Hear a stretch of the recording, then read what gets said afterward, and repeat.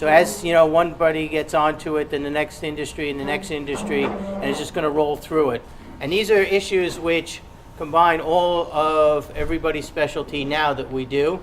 Again, whether it's food, wine, beverage, hard cider, a whole bunch of categories, whatever it is, it all intersects. And that's what we are about at the Food Council in order to solve these problems. So as we go through this conversations, do ask questions. If there's other issues, we'll be doing more of these kind of interactive sessions.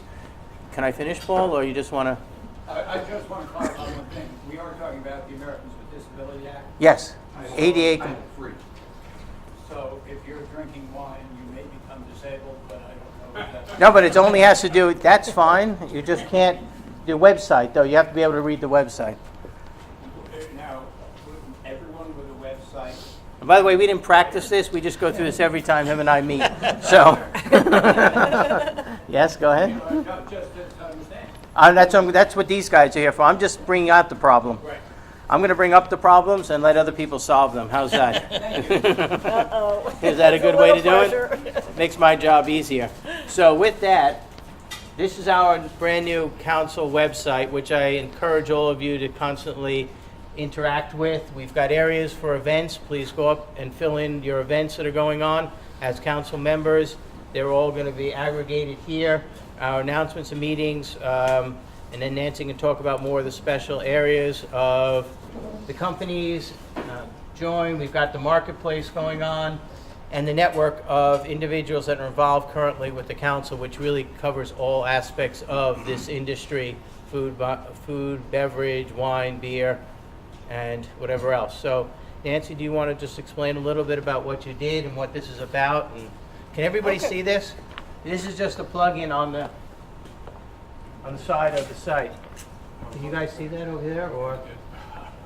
So this plugin is specifically for WordPress. If you have a different content management system that you're operating off of, the plugin is not going to work. So this is specifically for WordPress, and it's really handy and it's amazing.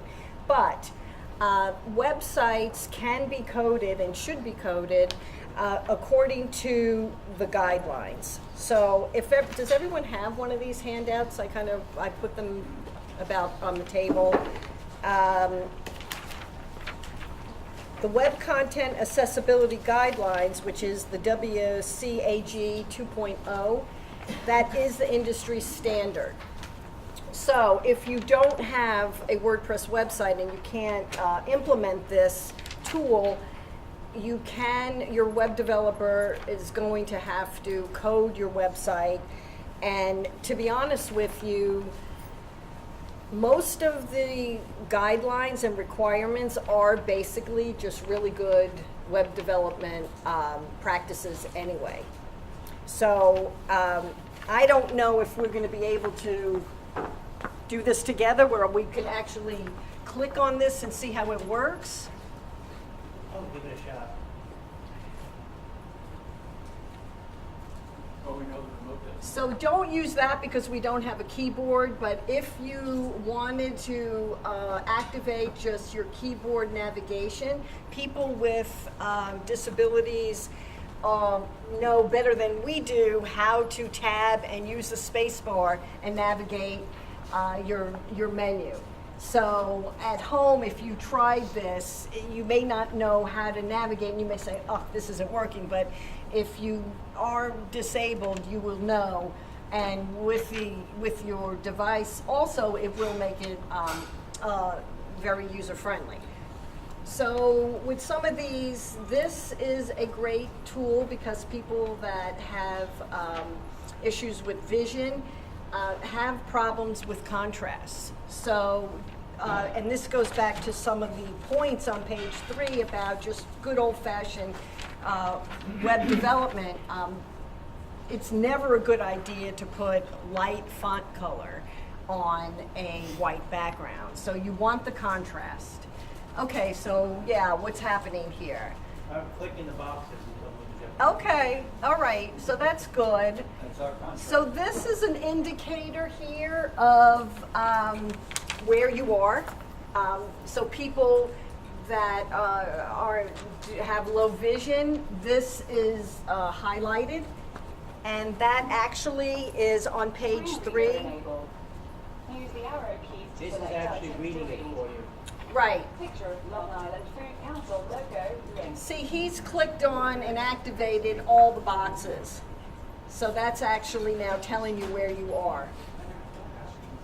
And that's actually really cool because, one of the guidelines and requirements, and that would be, I'm not sure where it is, number 5, is to code your images with a descriptive text so that people, when they hover over the image, if they can't really make out and distinguish what the image is, they could hear, and there's a description of what that photo is.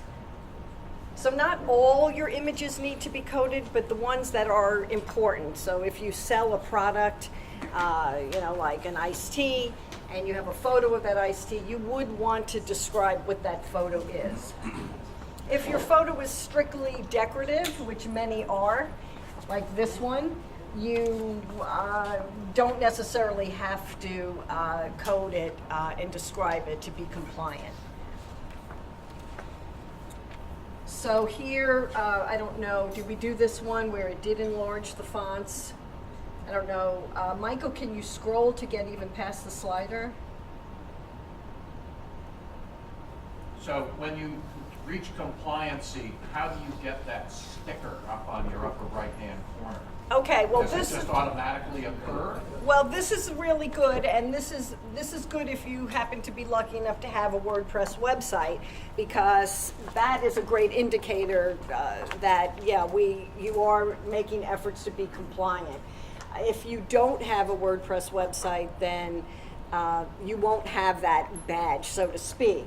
But anyone that would be sniffing around to try to cause some issues, you still could, be compliant. I mean, you need to be compliant, and they would be able to know this by testing or crawling the website. There are free tools to crawl your website. Nancy? This is the UserWay plugin for WordPress. So, Nancy, I just want to jump in. Okay. Good afternoon, everyone. My name is Mike DeLeo. I'm with Brown and Altman, and I'm glad we jumped in right away on this website issue, an ADA compliance issue. One thing that I want to make clear, just so everyone understands, when we're talking about compliance with the Americans with Disabilities Act, we have to be careful about what we're saying, because I don't think there is a way to be 100% compliant here, because there are always going to be shades of gray in terms of whether someone with a particular disability can use the site effectively or fully. So I think what we're talking about is protecting ourselves as best as you can, so that you minimize these types of lawsuits. And just to step back, what we're talking about, it might affect folks in the room. You may be parties to these lawsuits already, but these are lawsuits by groups and by attorneys who are looking for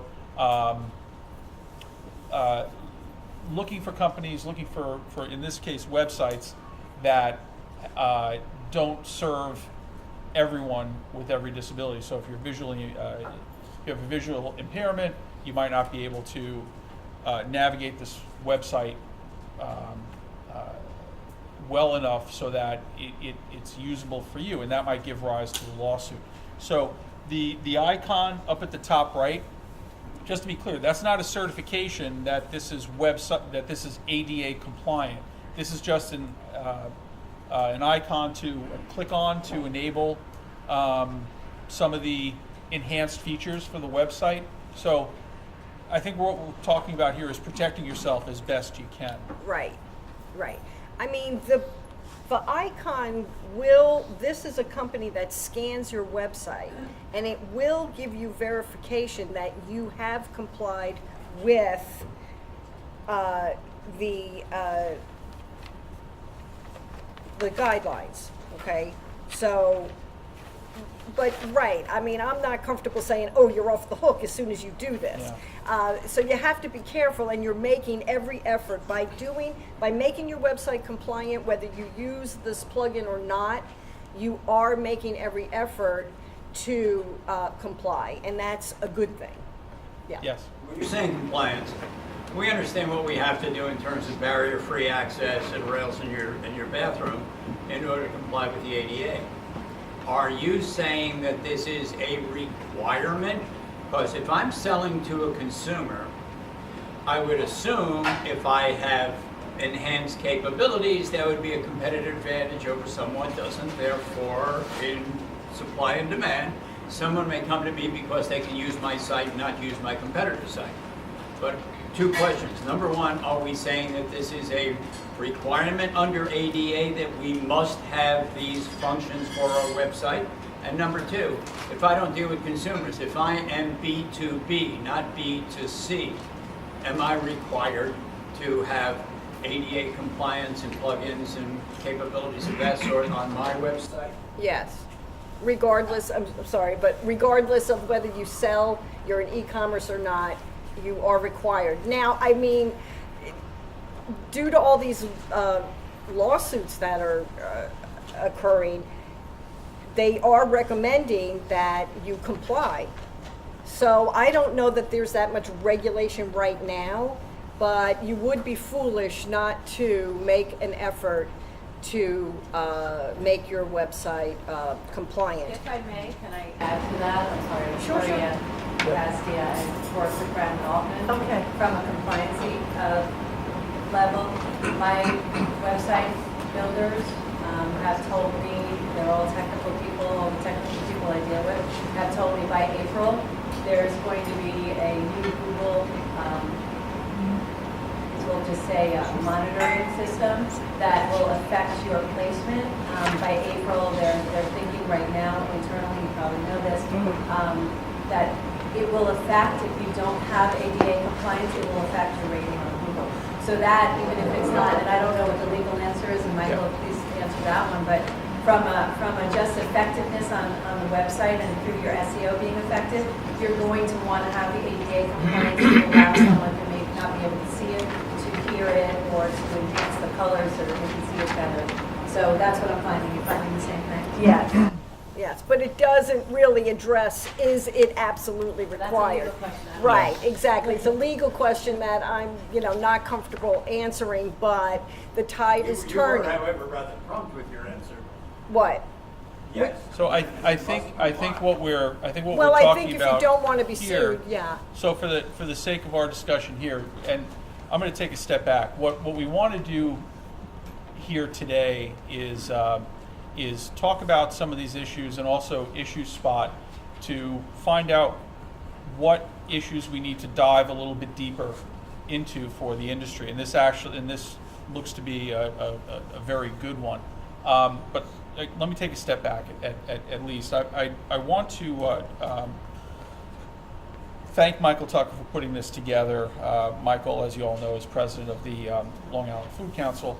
And the idea for this discussion today is to talk about a few issues that are in the forefront, but to hear from folks in the room what types of things and what types of issues are concerning you, what you're running up against in your business, so that we can identify the issues, put together some seminars, focus groups, discussions to address the issues and try to find solutions. Essentially try to find some common intersection points of everyone in the food and beverage industry across Long Island.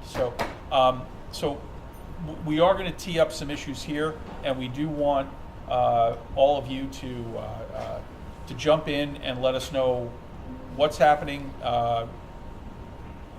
with your boots on the ground, what you're seeing in your business specifically. So with that, I just want to introduce Nancy Verdi. You've already met with Hummingbird Web Design, and we could continue on the discussion here or jump to something else, but I also want to introduce Kevin Byrne. Kevin works with Matt, who's been speaking all morning, at Essential Food Safety Consulting.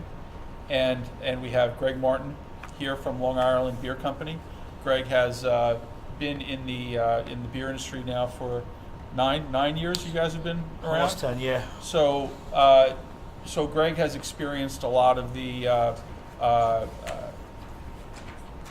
knocks, experiences, problems, solving problems from going from a small operator to a bigger operator, and regulations that have come about and different issues that have that you've experienced. So, we do want to talk about a few things. We do have a short amount of time to talk, but just to round out this discussion about web design and ADA compliance, I think from a 30,000-foot view, what we're talking about here today is bringing up the issue. Hey, you guys need to be aware and need to be protecting yourselves as far as ADA regulations. The ADA, Americans with Disabilities Act, is a sort of a funny law, and we could spend 5 hours talking about the ins and outs of it. But as far as specific regulations, I'm not aware there's a specific regulation on websites. But what I will say is, just like any other area of the Americans with Disabilities Act, if someone who has a disability comes upon something that he or she is not able to use, or feels that discriminates in a way against that person, that issue pops up. And it sort of goes along the lines of, you can't prevent every issue, but they pop up and you've got to deal with them. And I think this is one of those instances where this issue has popped up, where you have someone who's identified a website that they can't use appropriately, and that's spawned a series of lawsuits. So this is a sort of an alarm clock to, things you have to do to protect yourself as a business owner. And I believe the first case of this that was in Florida has gone to court now already. So that's been in court and was ruled upon. I don't know what industry it was in, but that's already, so it has begun to make its rounds. Folks, if only you could speak up a bit. I know you don't have microphones, but we're straining here. Sure. Well, that Okay. was actually a Florida, I wrote it in the notes here, and I think the one you're talking about is Juan Carlos Gil, who sued Winn-Dixie. So, and they, and he won. That was a case where actually, and I'm glad you brought that up, Winn-Dixie has coupons available on their website, and when you click to get a coupon, it goes off to a third party. So Winn-Dixie was actually found liable because they had the link that went out to a third party, but they still were held liable. So if you have those types of things on your website, you need to be careful where you're linking out, and wherever you're linking out, that website also needs to be compliant. Okay, so this is, yes. Yeah, my company happens to be one of those vineyards and wineries that is in the lawsuits under the Kathy Wu complaint. And several things. You can't hide from it, number one. The plaintiff attorneys are simply scrolling through any address list they can get a hold of. They've nailed 13 wineries here on eastern Long Island. They don't want to go to court. They want to settle, but they want to settle for their $15,000, $25,000, $50,000. I don't think a number of these wineries can afford to do that, so we're not sure what the future is at that point.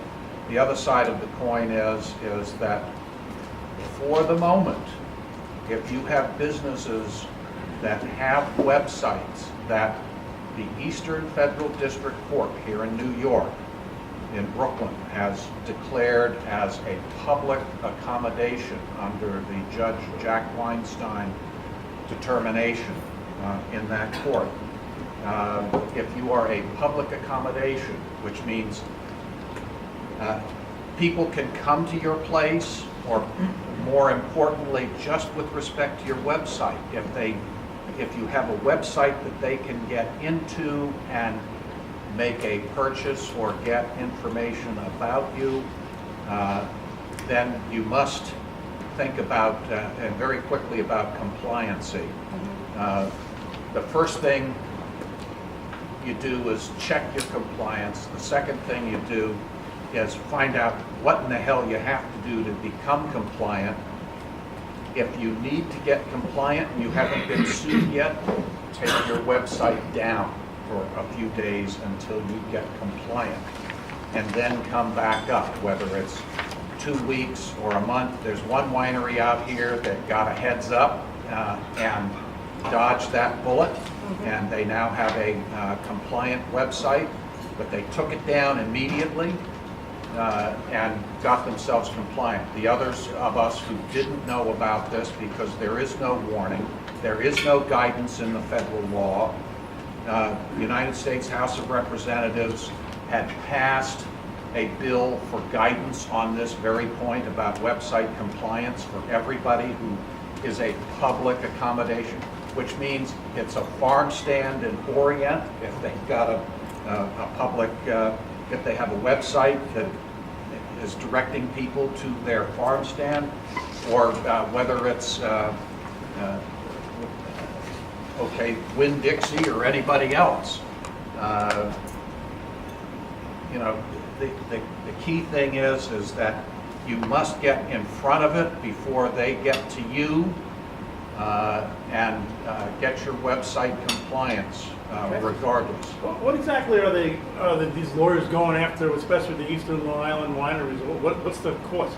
Well, you mean for the wine? We're just saying, is there a law in place that just came about that we didn't? Title III of the ADA law went effective sometime this summer, July through September. I'm not sure quite when it went effective, but all of a sudden the lawsuits were just simply, they're all cookie cutter. They're 30 pages long. So, but they're suing them even though there was no actual suit. They're just pulling up. Well, you don't need, I mean, What was the specific? What a lot of claim these, under the law? just to kind of back up, what a lot of these lawsuits are, just like what was mentioned, these are lawsuits not necessarily designed to succeed at trial, but to establish a claim so that the winery or the food producer will settle. It's Claim for what? restaurants are on the same hook. Apparently, the New York State Restaurant Association is fielding issues just in that category, where a restaurant has a public website or a public accommodation. the claim. I think your question is what are they claiming? What's Right. their problem? I think their claim is I'm trying to use this website. I can't use this website. You should be accommodated to my disability, and you're not, and that's causing me damage. So I'm going to sue you for it. That's the idea. So The issue is for visual content Well, I like understand this, that. visual content, it's for those who are visually impaired beyond 2200. For whoever knows what that means. Yeah. And Legally blind. yeah, So- Michael, What- is what- there a way, would it be sufficient to show good faith, as they're going through the process, instead of pulling down their website, to put that they're working on it on the website? yeah, I think Making it compliant? that type of remedial act, that type of trying to fix it, certainly may go towards an argument that that the company is doing their best and using their best efforts to fix the website and make it ADA compliant. That, unfortunately, I think is an argument that eventually will get to a judge or a jury, and that's sort of, is what we call a question of fact. Now, I don't know what Apple is, but I know in Microsoft accessories, text to voice is Yeah. something that's available on every Yeah. PC. Yeah. So if you have that available, why do you need to have something on your website? Well, maybe it's not enabled, maybe it's not available, you know. Turn it on, There could be, you know, a Well, number part of of reasons. the problem is that Judge Jack Weinstein in Eastern Federal District Court here has ruled that everybody's website, if they are defined as, quote, a public accommodation, and anybody who sells anything is by Weinstein's ruling. And so a lot of these cases are right here in Eastern Federal District Court. So it seems like this is obviously a very good issue for discussion. We'll take one more, and then really want to move on to something different, but I think this is a good topic for a full-on seminar. Yes. It wasn't a question, just kind of a blanket statement. Yep. I'm going through this with our website now. But if you have a website through Squarespace, I don't know if anybody else does, but Yeah. you do, you are not ADA compliant. And you cannot can't be. through Squarespace. They don't give you the legal rights to the coding in Squarespace, so you cannot make your website ADA compliant. You need to use something like WordPress, where you are given the rights to the coding of the machine. So, just so anyone knows. Squarespace, like, so they're providing a service that isn't compliant with. Well, I'm sure they're not guaranteeing that they're compliant. They're providing this service so that you can use it if you wish.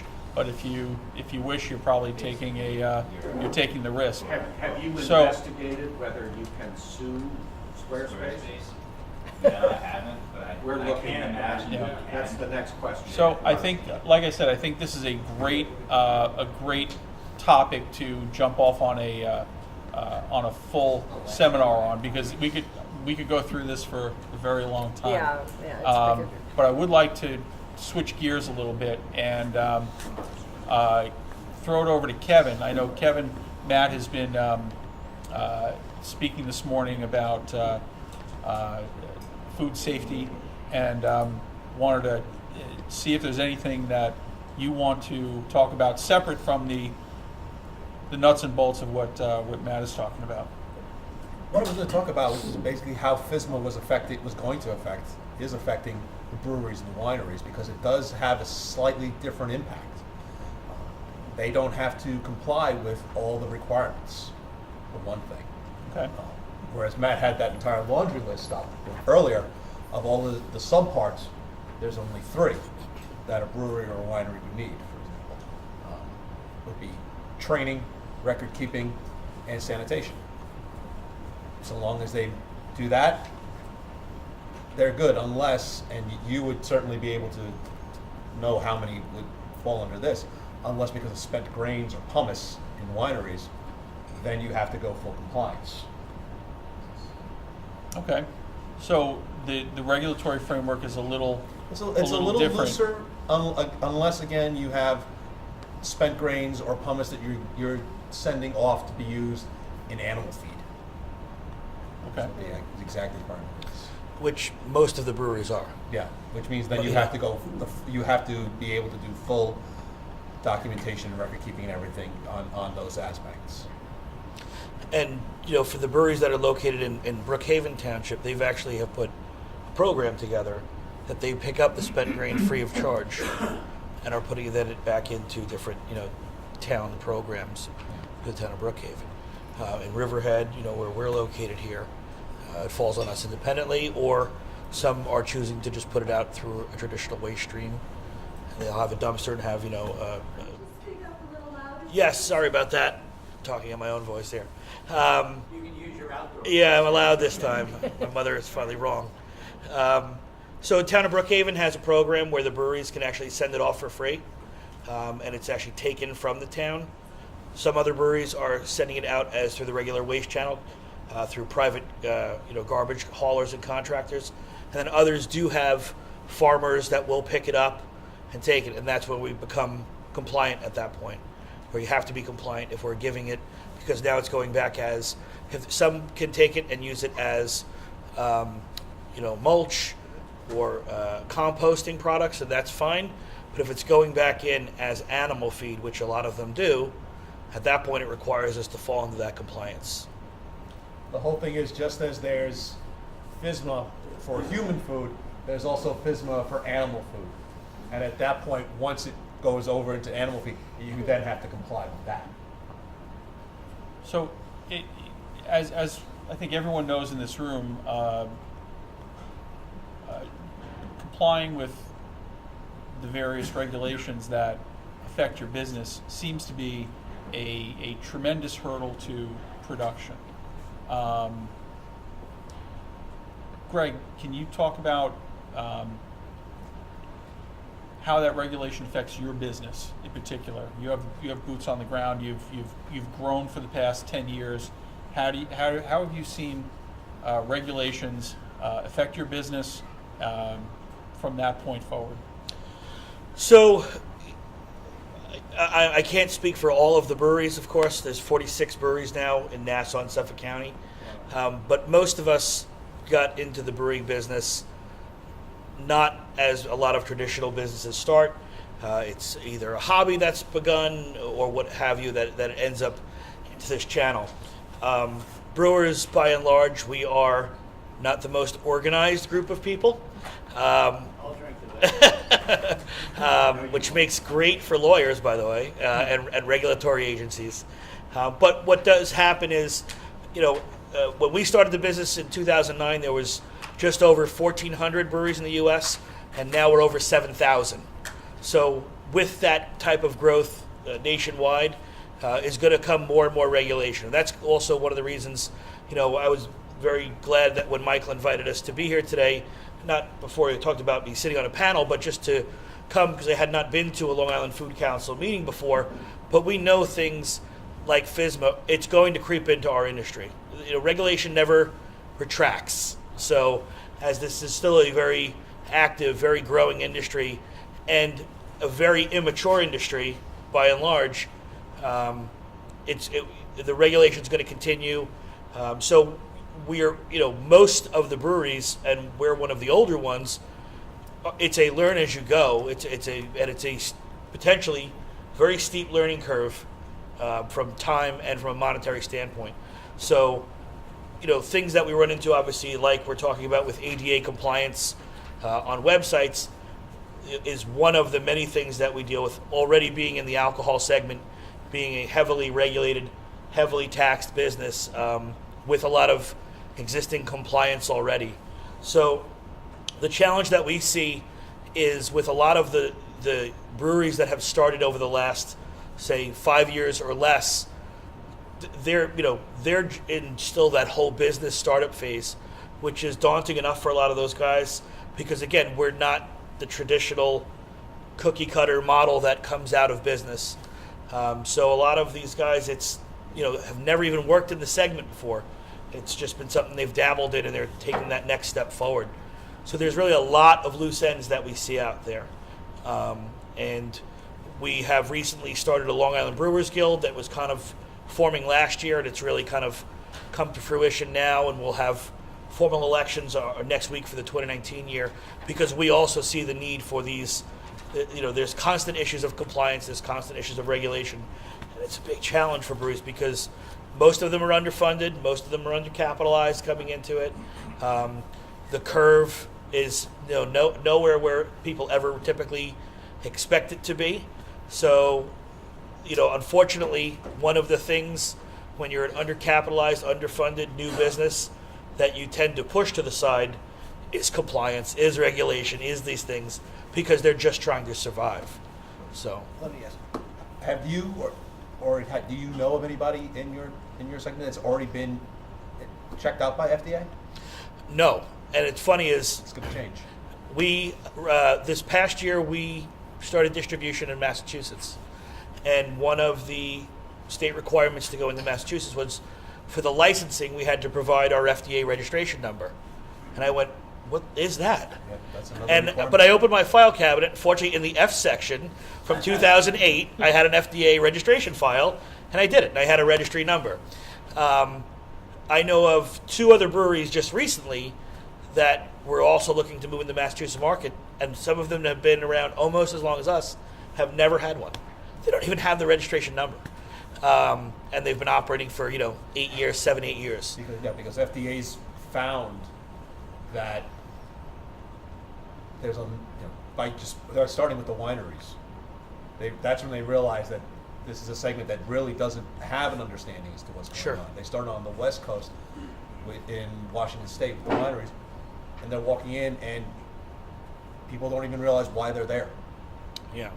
So, a lot of breweries don't have FDA registration numbers. I can say that pretty confidently because of the conversations we've had.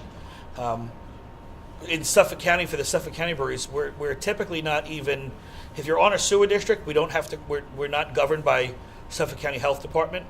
We're all governed by New York State and Ag and Markets. So Ag and Markets comes in once a year and does our physical facility inspections, and they do show up every year to do our inspections. But we're on sewers and Riverhead, so we don't deal with Suffolk County Health Department. So it also is depending on your waste stream as to where your compliances, where your regulatory agencies are going to fall as part of that. So are you saying if you were on septic, you would be under the purview of Suffolk County Department of Health? That is correct, yes. Because of your tasting room? No, because of even your production. So, just anything you're putting out into your waste stream just becomes part of anything that's involved with your effluent, whether it's production water or, your black water from tasting room, whether it's gray or black, you're still going to fall into Suffolk County Health Department. I think to jump on that point, the things that are happening in your tasting room, adding food, adding hot food, that changes the Suffolk County Yes. Health Department regs that you have to comply with. That's a whole nother nightmare, it seems. Yes. So, from brewery models, there's production models or distribution type models, and they may or may not have a taste room facility. And then kind of the newer model is really heavily geared towards smaller production, tasting room on site, retail on site, and maybe the back end or the minor afterthought is the distribution channel. Under New York State alcohol law, the ABC law, we are required to have a food element at the breweries if we're serving pints and selling pints for consumption on premises. Now that can be North Fork potato chips in the bags. That can be, small prepackaged, doesn't have to be hot food per se, but there has to be that element there, whether it's for free or for purchase. Excuse me, when was that enacted? It seems to be the Blue Point. It's been there for a long time. Well, Blue Point got shut down actually for a bit because they're, prior to 2012, you really were not allowed to sell pints at retail for consumption. Right. So until they actually came up with the farm brewer's license, which was kind of a loophole to it, they then later amended the general brewing license, the microbrewery license, to allow for consumption on site. But yes, that is a caveat that you must have some food element. Now, again, as things progress, the tasting room model has also progressed that now the food starts to change and people want to add hot food or reheated foods. And that's when now you start to cross over that you could be on sewer and don't involve the Suffolk County Health Department. But now if you want to heat up hot dogs, you're now back into the realm of the Suffolk County Health Department and food handling, being Now, proper. if I go to a winery, is it the same set of rules that I want to have a tasting, I also have to have food? You know what? I can't speak to winery. There are differences in our laws. Yeah, I think you have. The winery requirement, or certainly the offer from SLA, State Liquor Authority, to have food available in the tasting room has been a long-standing legal element of one's license from the SLA. And certainly this has, locally in the town of Southwold, has been an issue with local government. They'd like to see no food there because they think that's more retailing in farm country. But the point is that SLA has always allowed food that could be eaten with the fingers, not with a knife and fork. The other side, you talked about Ag and Markets. Ag and Markets does have a 20C permit, which allows greater food service of some kind in facilities such as winery or brewery tasting rooms. I don't know whether when I asked the town attorney some years back, what does a 20C permit from Ag and Markets allow you to do? Can you be operating a deli in farm country? And he said, by my interpretation, you could be running a supermarket. So look at 20C Ag and Markets and see whether that helps you beyond the whole Suffolk County Health thing. Because if you have to get involved with Suffolk County Health Department, God bless everybody. So this is another area where I think it warrants a full seminar. We could speak for a long time about regulations and how it affects the business. So I think that's another area. The last 15 minutes or so that we have, what I'd like to do is hear from all of you what other types of issues you would like the Food Council to explore, so we can have full-on discussions about. Yes. Suffolk County temporary vendor permits. That is a out-of-control tax on small business. Okay. If you want specifics, I will gladly give them. Okay. I think offline maybe we can, but that's a good point to Yep. a good subject. Yes. Yeah. I had an operator in Manhattan tell me that, and I just want to validate this, tell me that if suit is made against you for an ADA violation, and that is either litigated, settled, finalized one way or another, you cannot be sued again for the same infraction. Incorrect. Is that accurate? I don't believe that's accurate unless there is some sort of general release or specific release for that instance. You certainly have some legal defenses if you're sued for that same issue. There are things like these great legal terms, res judicata or law of the case. Essentially means if you've litigated an issue and you've lost, you don't get to relitigate that issue. You've had your chance and you're done. But that being said, there are that's a very specific instance. There are different ways that you could probably get that same issue before a court again, dressed in different facts or at least shaded a different way. So without knowing the specifics of the case you're talking about, I would say generally, I would say no unless it's a very specific instance. Anyone have any thoughts about intellectual property, financing, distribution, things like that you would like the Food Council to explore? Anyone having any types of issues with those topics? Yes. Yeah, certain things around that, like corporate structure, end of year, rules around profit share, like distributions, or I guess it might be going into the accounting, but you can do what's the smartest thing to do, tax season comes around. I think that's a great topic for discussion. That is something that folks like me do, day in and day out. My partner Dave Altman deals with that all the time as well. Corporate structure and working with having a team of professionals to help you through those things. Certainly, there are accountants that specialize in the food and beverage industry. There are attorneys that can help you with corporate structure. I mean, there are a lot of things that you could do on that end.